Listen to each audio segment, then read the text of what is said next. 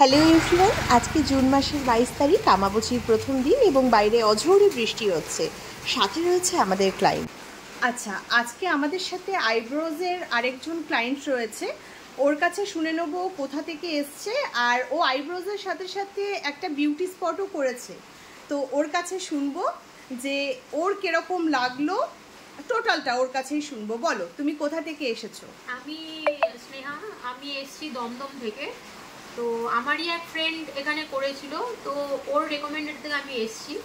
আমি যখন এসেছিলাম একটু ভয়ে ভয়ে ছিলাম যে কি হবে না হবে, কিন্তু ট্রাস্ট মি, আমি এখানে আসার পরে আমার এই আইব্রো যেটা আপনি দেখতে পাচ্ছেন আপনারা, মানে আমি ভীষণভাবে স্যাটিসফাইড। দিদি একদম ধরে ধরে নিজের ইয়েতে নিয়ে নিজের মতো করে আমাকে পুরো করে দিয়েছে। আমার তাতে মানে আমার কোনো কমপ্লেন নেই যে আমার এটা উঁচু হয়ে গেছে, এটা নিচু হয়ে গেছে, অনেক রকম ব্যাপার থাকে। আমি ভীষণভাবে স্যাটিসফাইড। ওটা করার পরেই দিদিকে বললাম আমাকে একটা বিউটি স্পট করে দাও, প্লাস কানের এখানে একটা ফুটিয়েও দিল।